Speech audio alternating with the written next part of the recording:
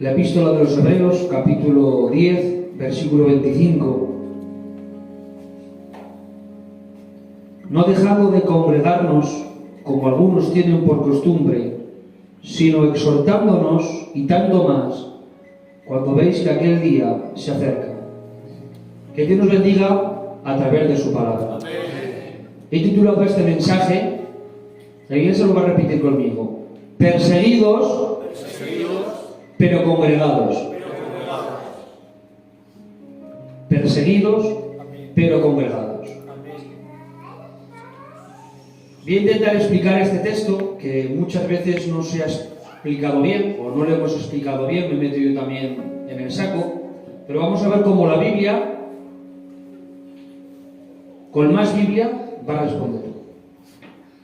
Primer punto: no dejéis de congregaros. Vamos a explicar este texto.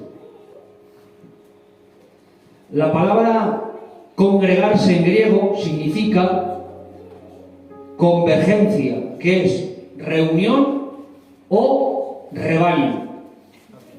Reunión o rebaño. Quiero que me presten toda la mayor atención que puedan tener, porque si se van unos minutos luego no vamos a entender el mensaje, ¿vale? Y sé que el Señor, me imagino que va a fluir, pero quiero que se queden con el mensaje para que cuando ustedes lo lean en casa ya aprendan este verso, y siempre que lo lean va a ser así, ¿vale? Os pongo un contexto para hablar acerca de este texto. Corren los tiempos de Nerón, el Señor Jesús ya se ha ido, el Espíritu Santo está con los discípulos, han empezado a predicar por todo el mundo, pero el pueblo judío se ha levantado en contra del cristianismo.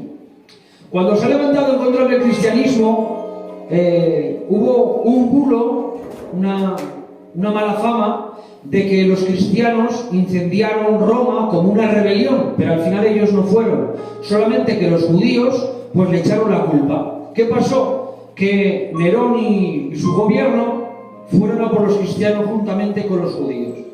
Los judíos, me atrevo a decir, no lo puedo aprobar, pero sí me atrevo a decir, que los que hicieron ese incendio y esa rebelión en contra del pueblo romano, pues fueron los judíos para traer a Roma para que los perseguirían. Vale.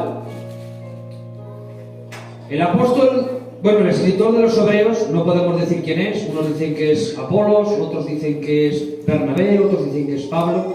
El escritor de la epístola de los Hebreos les estaba diciendo: no dejéis de congregaos, como algunos tienen por costumbre, a gente que por Nerón era metido en los circos romanos y se los comían leones. Familias enteras, padre, madre e hijos, los metían en el circo y se los comían.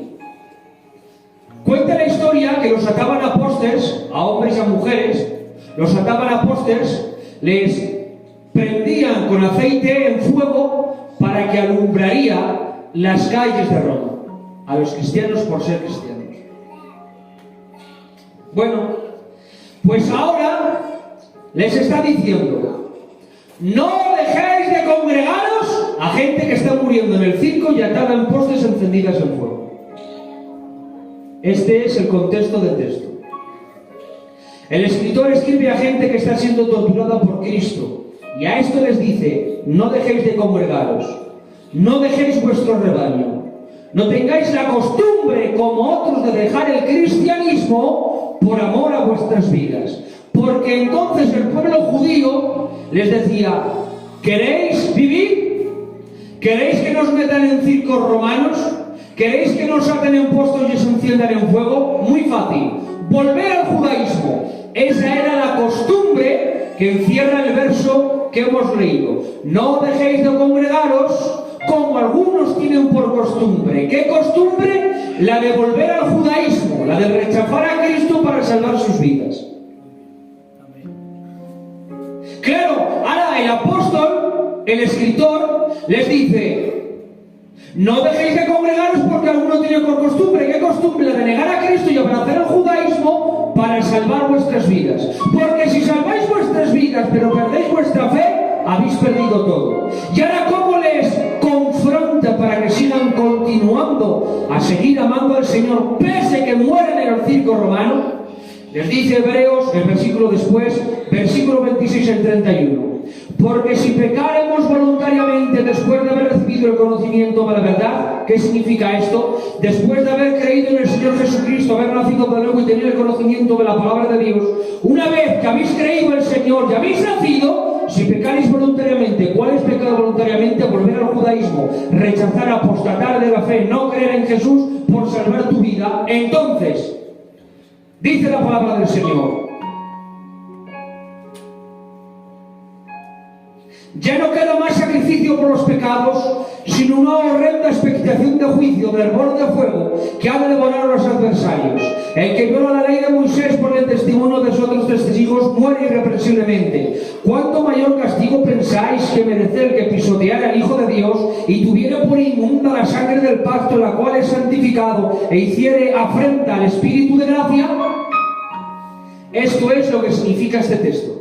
Está diciendo, aunque os maten, aunque os golpeen, aunque os hieran, aunque lloréis por pérdidas familiares por causa del cristianismo, no tengáis la costumbre, como han hecho otros, de volver al judaísmo, a la vida pasada, por salvar la vida de los suyos. Creo que este verso normalmente es aplicado así. No tenga la costumbre de faltar al culto, pero no tiene nada que ver con esto. Hermanos, hoy en día hemos bajado tanto el listón que este verso lo hemos aplicado. Aunque estés cansico, vente al cultico. Aunque tenemos 5 cultos, vente por lo menos a 2 y a 3. A la hora del culto, no tengas la costumbre de faltar por hacer recados. Pero no tiene nada que ver. Hermanos, antes los gobernantes perseguían a cristianos. Ahora somos los pastores quienes perseguimos a cristianos para que se congreguen. Antes los gobernantes los perseguían porque se congregaban. Ahora los pastores tenemos que perseguir a los cristianos para que se congreguen. Qué lejos estamos del verso de la palabra de Dios. Mira, si no puedes, ya lo hemos dicho, no puedes. Si te ha salido una cosa justificada, te ha salido una cosa justificada. Es más, si me necesitas a mí, me lo dices, que dejo a la mano al Emilio predicando y yo voy contigo. Pero pudiendo, es que estoy canso. Al día siguiente vas a estar 8 o 9 horas trabajando. Y aquí venimos a sentarnos, no venimos a trabajar. Aquí venimos a adorar al Señor, no a coger el azadón. Aquí venimos a escuchar la palabra de Dios, no a poner prendas del mercado quien se dedica al mercadillo. Aquí venimos a disfrutar. Hermanos, esto lo digo para los que llevan tiempo en el Señor. Esto lo digo para los que llevan tiempo en el Señor. ¿Cuánto lloremos en el tiempo del cello para que se abren las iglesias? Yo lloraba casi todos los días, porque estaba tan acostumbrado a estar en la casa que no supe el valor que tenía la casa de Dios. ¿Cuánto lloré por haber escuchado una prédica de mi pastor entonces en el púlpito de la iglesia? ¿Cuánto añoré las alabanzas de los hermanos y de las hermanas? ¿Cuánto añoré que orarían por mí físicamente? ¿Cuánto añoré que el pastor vendría a mi casa a tomar café conmigo? ¿Cuánto añoré, hermanos? ¿Cuánto añoré, eché de menos, lloré, tuve pena, tristeza en desmedida por ver que una circunstancia nos había dominado? Y si en cambio ahora ha pasado ya un tiempo y parece que nos ha olvidado, parece que no le damos importancia, todo tiene más importancia que lo de Dios. Sí, todo tiene más importancia que la casa de Dios. Mira, cualquier persona creyente de nuestra iglesia y de otras iglesias tiene esta vida. Se levanta por la mañana y capricha, presenta el día si es que lo presentas.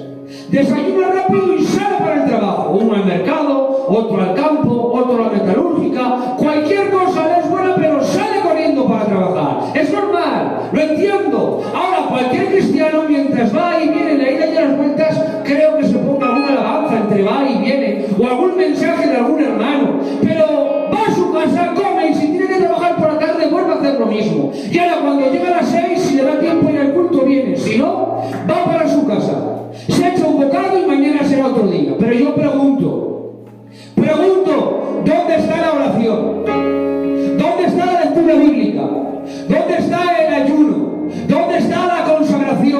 ¿Dónde está la vida espiritual? ¿Dónde están las rodillas en el suelo, el corazón abierto, las lágrimas en los ojos diciendo ayúdame y te necesito? ¿Dónde están diciéndole al Señor me ha salido este problema y te pido consejo? Dime, decide, habla, aconséjame, direccióname porque esto a mí me vence. Y luego queremos que el pastor ore por mí y que se solucione todo. En el Evangelio no existen las varitas mágicas. Esos son escenas de Hollywood y películas de Walt Disney. El Evangelio es pasar tiempo con Dios, es dedicar tiempo para Él, es venir a la iglesia diariamente todas las veces que puedas, no hacer un culto más, sino una victoria más, no un culto más, sino una vida cambiada más, no un culto más, sino un alma que se arrepiente más, no un culto más, sino una alabanza que ha restaurado mi matrimonio. El Evangelio es real, el Evangelio es real, el Evangelio es real, el Evangelio no son cuatro paredes, es una forma de vida.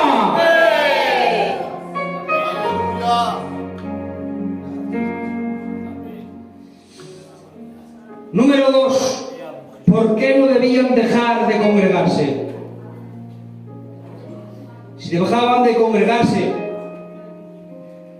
primero, si dejaban de congregarse, se quedaban sin la dirección de sus pastores. Porque las ovejas necesitan el pastor. Cuando digo ovejas, quiero que me entiendan, ¿eh? Todos los que estamos aquí necesitamos un pastor. El Señor, sobre todo, pero un pastor físico. Claro, los cristianos que recibían persecución, ataques, gente detrás diciendo tu nombre te voy a matar, arrepiéntete del cristianismo y vuelve al judaísmo. Claro, había tentaciones muy fuertes, hermanos, de apostatar de la fe, de negar a Cristo, porque claro, que me maten a mí, pero que me maten a mis niñas, eso ya tiene otro calibre. Y cuando yo vivía esos momentos, las iglesias que se extendían por todo el pueblo, porque quizá no había una sinagoga, ya que la mataban, se tenían que extender y hacer como podían. Y cuando iban donde los pastores, el pastor oraba por ellos, les consolaba, les edificaba, les animaba. Por eso dice la misma epístola, en Hebreos 13:17, obedeced a vuestros pastores y sujetaos a ellos, porque ellos velan por vuestras almas como tienen que dar cuenta a Dios. Es muy serio ser pastor, porque tengo que dar cuenta de este tiempo en Ollón. Y claro, tú cuando vienes donde mí, o yo voy donde ti, tengo que saber lo que tengo que hacer, lo que tengo que hablar y lo que tengo que decir. Pero usted tiene que venir donde el pastor. ¿Sabes? Si no lo sabes, te lo digo. Necesitas al pastor. Y yo os necesito a ustedes. Claro, ahora me pueden decir a mí, pero que no, que yo soy un creyente que me viene, que voy una vez al culto y luego en mi casa oro y me escucho las predicaciones y me la gozo y disfruto. La oveja no puede hacerse un autopastor a domicilio. YouTube es una bendición bien utilizado, pero no puede pastorearte. Los estudios de las redes sociales, filtrándoles porque no todos son buenos, te pueden ayudar, pero los estudios de tu iglesia son los que te van a formar como creyente. Las alabanzas de internet son buenas para orar en casa, pero no para suplir las alabanzas de tus hermanos en la iglesia. Las administraciones que hagan en los canales pueden enseñarte, pero la administración de tu iglesia es la que te va a hacer crecer. Un móvil no te va a exhortar ni a corregir, no te va a coger aparte y te va a decir esto tienes que mejorar, no te va a tomar café contigo, ni va a orar por ti. Si no lo sabes, te lo digo, el móvil no tiene voluntad, no puede hablarte, no tiene sentimientos, pero sin embargo un pastor cuando va donde ti, habla contigo, que habláis, estas conversaciones que se quedan entre Dios, el pastor y tú, son las que te hacen crecer, son las que te hacen corregir. Y aquí alguno me puede decir que yo sé que no, pero el pensamiento sí me puede decir, yo estoy sometido a Dios, no a los hombres.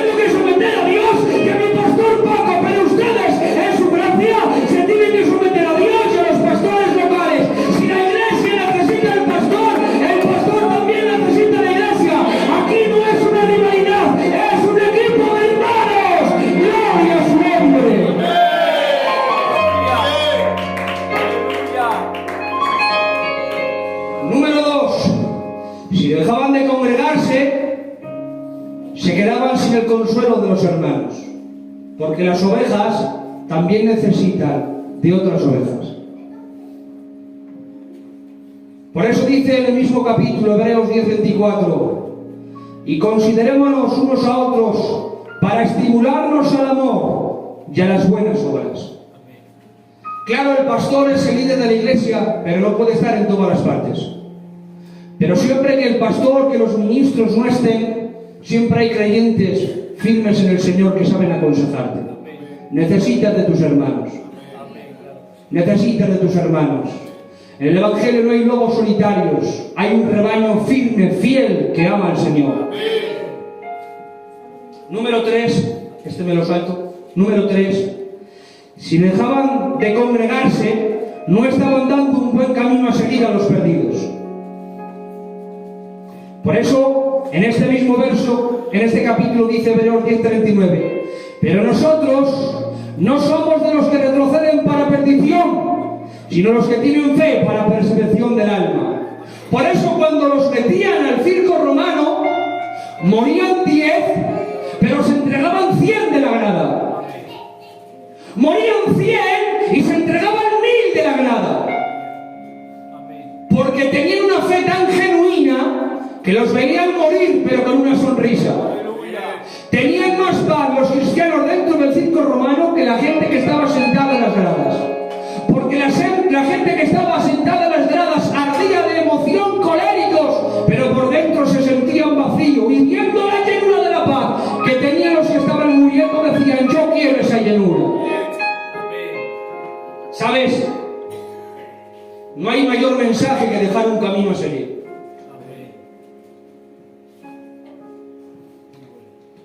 No hay mayor mensaje que dejar un camino a seguir.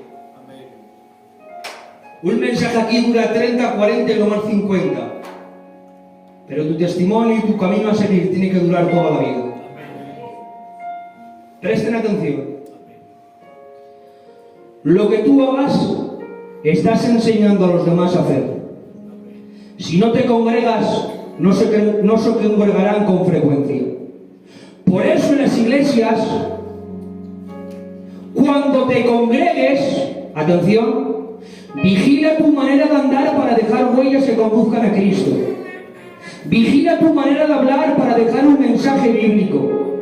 Vigila tu vestimenta para dejar la imagen de Cristo. Vigila tu manera de ver las cosas para dejar una visión espiritual. Vigila tu carácter para dejar el sentir de Cristo en los demás. A veces nos quejamos de los nuevos que hacen cosas, pero tenemos que examinarnos nosotros a ver lo que estamos haciendo. Mirad, yo he visto en esta generación, porque en mi generación no pasaba, pero en la generación entrante, la de que ahora tienen, por ejemplo, 18 o 15, en esta generación me estoy refiriendo, y 20 años, en mi generación no hacíamos esto. En mi generación, cuando íbamos al culto, íbamos a orar, íbamos a escuchar el mensaje, aunque no seríamos cristianos.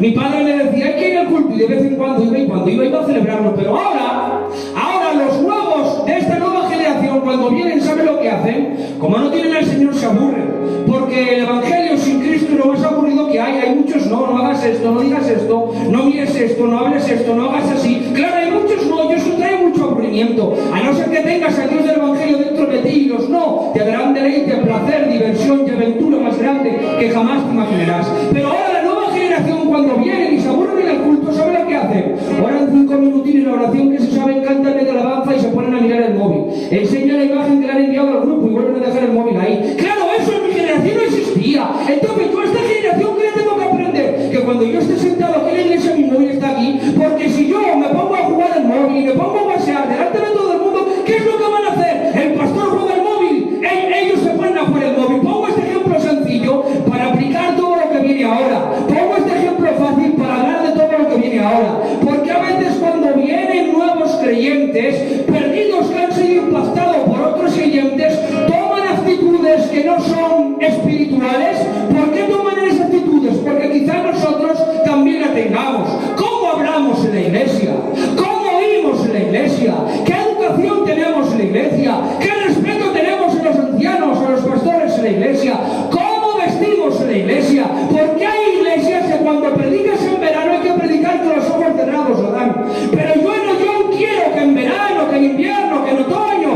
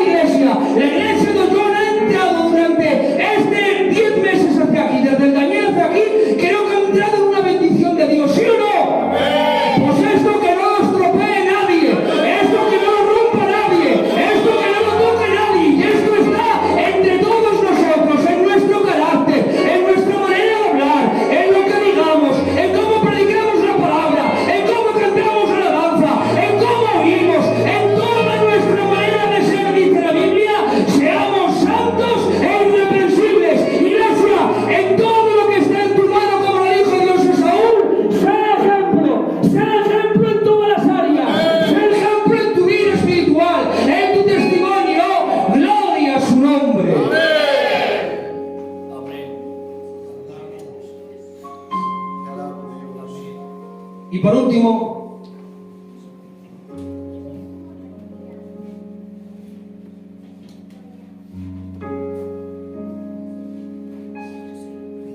les exhortaba a seguir la fe recordando eventos escatológicos, no dejando de congregaros como algunos tienen por costumbre, sino exhortándonos y tanto más cuando veis que aquel día se acerca. ¿Cuál es aquel día? Pues claro, no dan muchas pistas, ¿no? No dejéis de congregaros como algunos tienen por costumbre, porque el día se acerca. ¿Qué día es el que se acerca? ¿Qué día se acerca? Claro, yo puedo deciros, se acerca o yo en un coche. ¿Qué coche? ¿Qué día se acerca? Bueno, después de hablar del 26 al 31 sobre el juicio del infierno que recibirán los que apostaten, ahora les anima a que sigan obrando bien, porque tendrán galardón en el tribunal de Cristo cuando sean arrebatados. Escuchen, versículo 32 al 37. Pero traed a la memoria los días pasados en los cuales, después de haber sido iluminados, es decir, la palabra os ha dado vida, ya habéis nacido de nuevo, sostuvisteis gran combate de padecimientos, por una parte ciertamente con vituperios y tribulaciones, y fuisteis hechos espectáculo, claro, los metí en el circo romano, y por otra llegasteis a ser compañeros de los que estaban en la situación semejante, los que con ellos también morían y con los que ellos también sufrían.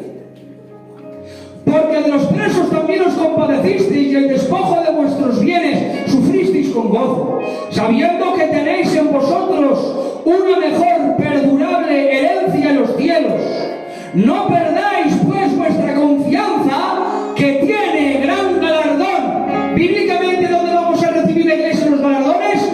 En el tribunal de Cristo. Y ahora dice, porque os es necesaria la paciencia, para que habiendo hecho la voluntad de Dios, obtengáis la promesa por un poquito, y el que ha de venir vendrá y no tardará. Lo que le está diciendo es verdad que estáis muriendo, es verdad que estáis sufriendo y que hay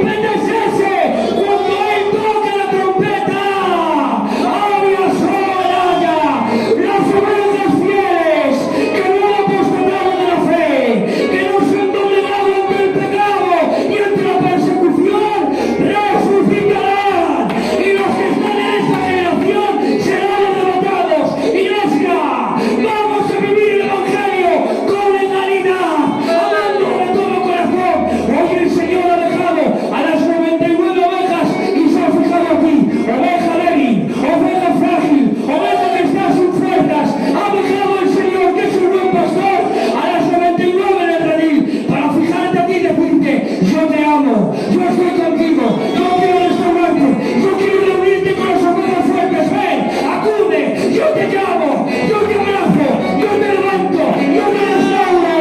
¡Aún es gracia! ¡Aún es gracia! ¡Aleluya!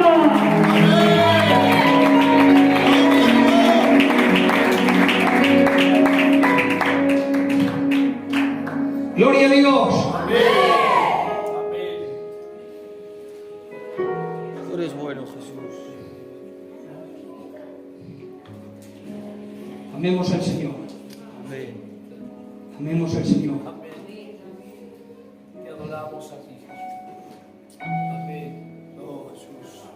Te adoramos a ti, Señor. Oh, hermanos, Te adoramos a ti. no lo digo solo por esta iglesia, Te adoramos.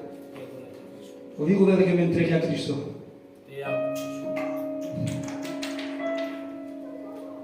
De hecho, nunca utilizaré el púlpito para decirte algo que tengo que decirte aquí a solas. Te amo, Jesús. Me sobra confianza, amor y respeto para decirte las cosas a solas. Nunca utilizaré un púlpito para decirte algo que tengo que decirte a solas. Amén. Muy bien, pastor. Qué bien, gracias, Señor. En estos 14 años que llevo en el Señor, he visto cada excusa más tonta. Duele tanto que la gente no se tome en serio el Evangelio. Te amo, Jesús. ¿Verdad? Te amo, Espíritu de Dios. Te amamos a ti, Cordero de Dios. No me duele nada más que el Evangelio lo convirtamos en algo común, siendo tan sagrado. Oh, Dios, te amo. Ha costado la muerte de familias, Oh, Dios. de mártires, de siervos de Dios, de siervas de Dios. Te amo, Jesús.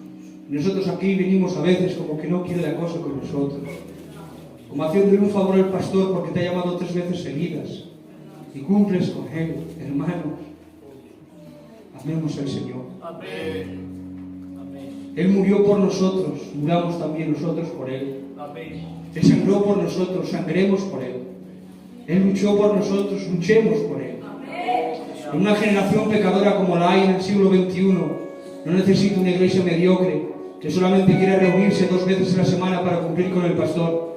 En este tiempo que estamos viviendo tan pecador, tan podrido, tan oscuro y tantas tinieblas, necesita una iglesia que sea la luz del mundo. Amén. No podemos convertir la luz en un faro para entretener a las ovejas que no quieren subir al monte, como lo hizo Aarón.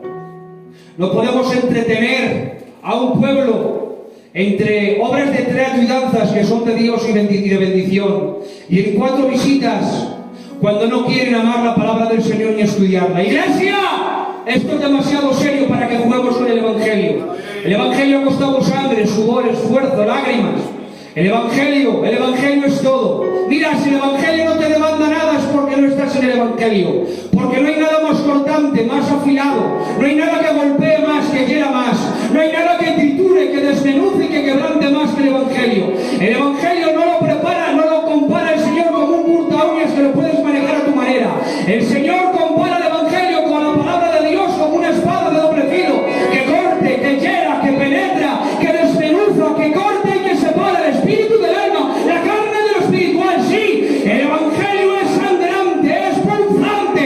El Evangelio te hiere con el silencio. El Evangelio te hiere aunque nadie te predique. No sé qué tendrá este libro que me ha hecho en muchas ocasiones salir llorando y decir perdóname. Mira, lee el libro que tú quieras, que te hablen de cualquiera, pero cuando leas la Biblia y cuando oyes de Jesús, no que haya delante de ti, que todo es cambiado y transformado. Mira, a veces los pastores, a veces los siervos y a veces los hermanos, cuando han querido venir donde mí a aconsejarme y exhortarme y reñirme, lo han hecho con educación para que no me enfade, lo han hecho con respeto para que no me enfade, pero sin embargo Jesús a veces me ha tirado a matar, hermanos, me ha afrontado, sí, me ha enfrentado y me ha dicho: ¿por qué haces esto sin vergüenza? ¿Por qué juegas con mi evangelio si no es tuyo? Y él a veces sin educación me ha salido llorando y le he dicho gracias. Lo que cualquier hombre con educación no ha conseguido, a veces el Señor ha dejado la educación política y moral y cultural gitana, me ha destrozado pero me ha cambiado. Es que el evangelio te cambia, el evangelio te transforma.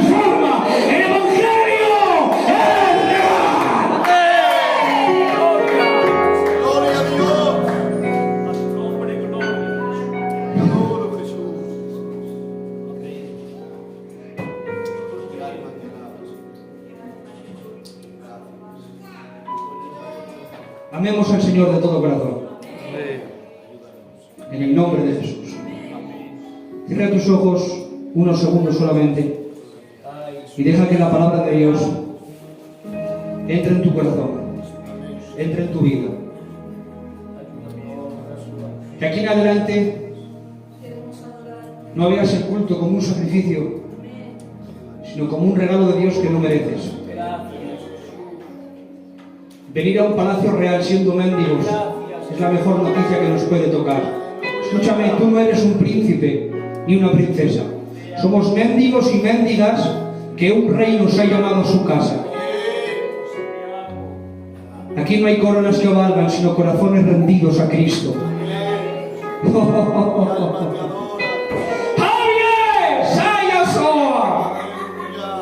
Oh Señor,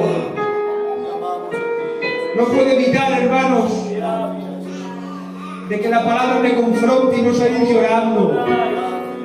Alguna vez me han dicho algunos, siempre que predicas lloras. Bueno, es que no sé predicar sin sentir la palabra. Es que la palabra, hermanos, te toca, la palabra te habla, no solamente a ustedes, sino a mí. Oh, gracias, Jesús. Dale un aplauso al Señor, dale un aplauso al Señor. Comprométete con Cristo, ama a Cristo,